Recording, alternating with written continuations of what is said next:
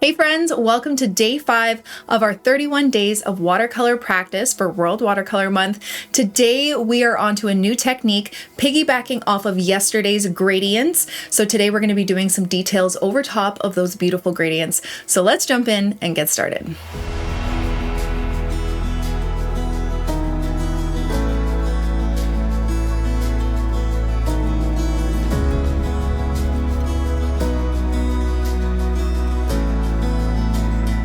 Okay friends, welcome to day 5 of our 31 days of watercolor practice. Yesterday we worked on gradients going from dark to light, as well as a dual color gradient going from one color and blending it smoothly into the next. And the reason why I love this practice is because I use this technique a lot in my landscapes, using it for skies, sunsets, even in the ground if there's a change in, like a rolling hill. But then even in my florals, if I'm trying to blend out a really nice gradient on a petal that's going from dark to light, this is the technique you use. So today we are going to expand on this by doing our next technique, which is the wet on dry technique. So what you can do on top after you've done your gradients. And today I'm going to show you exactly what you can do. So let's pretend that these are different skies. And what I love to use it for is maybe a nice sunset and doing some fun illustrations in the foreground. So typically if we have this beautiful bright sky behind, we'll have some darker features of a landscape in front. So we're doing the wet on dry technique, which is exactly what it sounds. It's where you are painting with wet paint on a dry surface. So this is where all of your detailed work comes into play. So for these, we did a lot of wet on wet, where we wet down the background first, and then we added our color, and it gives you those really nice soft blended strokes. Now that we're going to be working on dry paper, our strokes are going to be really detailed. So this is where your creativity is going to come into play right now. Nothing specific that you have to paint, but maybe come up with some sort of sky or landscape idea. I'm going to give you an idea.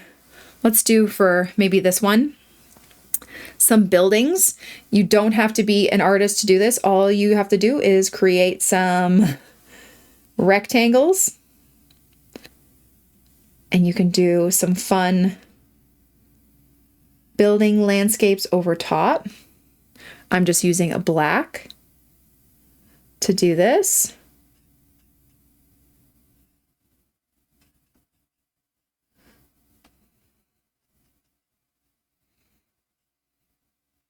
You might want to keep your tape on before you do the details in the front, so you have a nice blended out edge here. Or not blended out, a nice sharp edge instead of this shaky edge from my hand. But you could do like a little skyscraper scene here.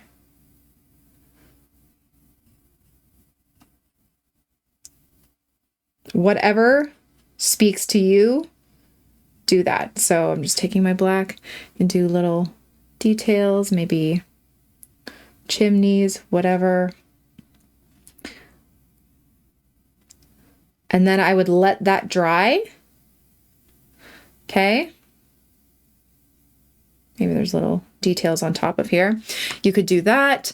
You could also do, even if you just wanted to, I don't know, what else could we do? You could do outlines of florals. I don't know. We're just working on our wet on dry, just kind of illustrating fun ideas over top of our gradients. Really, this is the time to just kind of play around and have fun. Get in your painting for 5 or 10 minutes today by creating whatever you like. This is a great way to work on your brush control too. So I'm using my brush kind of at a 90-degree angle where it's like facing straight up, and I'm getting really nice little tiny detailed lines this way, even though I'm using my size 8 brush. Okay, practice just working on your brush control with this, so do whatever you like. If you feel like even adding, you know, a fine liner over top of this, you could do that. One other one I might try and do is like a little landscape here. So do some land. Like so. Now, as you can see, so I'm using right now, I think this is an indigo color over top of this pink, this background that I did. And you can still see the pink. So I'm using a really light value of the indigo. And because watercolor is transparent, as well as it being called wet on dry, this is also called glazing. So glazing is when you use a really light wash of a color over top of another color so you can see that initial color underneath and it creates like a new color. So I'm getting hints of the pink behind this indigo piece of land, which is really nice. And you can darken it, you can layer and create many different kind of effects by doing this glazing technique. So I'm gonna do, let's do a little palm tree here. This one's a little bit darker. And I'm gonna do like 3 little dots here, and I'm just gonna do this like palm leaf. I would probably suggest using a smaller brush, but I'm just gonna go with it. We're just kind of having fun right now.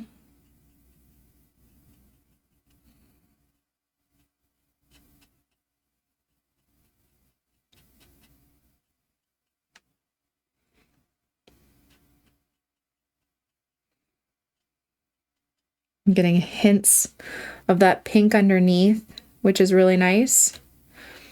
Okay, and then you can do as much detail in the foreground as you like. And then once that's dry,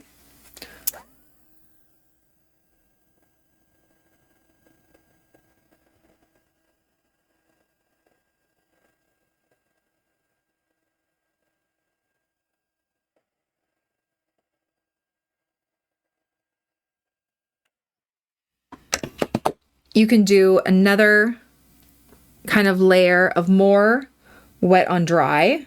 Again, so we waited for that to dry. Maybe I'm getting another little bit of a rocky ground here in the foreground, just glazing another layer. You can see it's a little bit darker. You can see that there's less of that pink underneath. And then I can add even more details to the tree if I like. Maybe it's a little darker towards the center.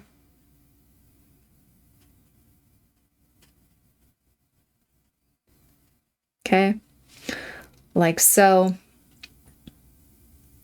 And you can always add more layers to even your buildings if you like. Maybe there's some more in the foreground. So wet on dry is what creates layers. Really nice, sharp details that you can create over top, which you'll come to learn is also very important when it comes to watercolor. So just remember that when you want those soft bleeds and blends, you're going to use a lot of the wet on wet technique, which we did. But if you would like a lot of those sharper details, you're going to be working on dry paper. So keep that in mind. I'm going to grab a little bit of yellow here. Do maybe some little lights.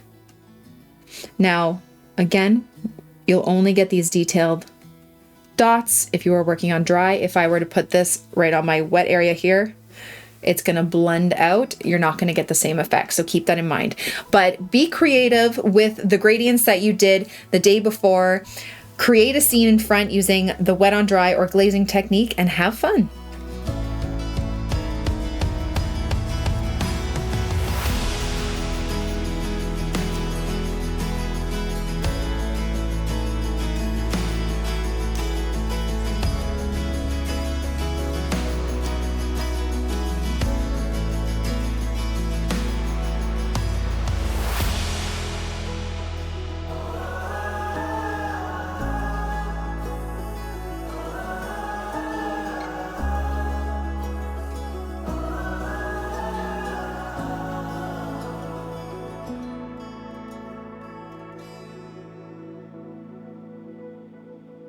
Thank you all so much for watching, and I will see you tomorrow for day 6. Bye, guys.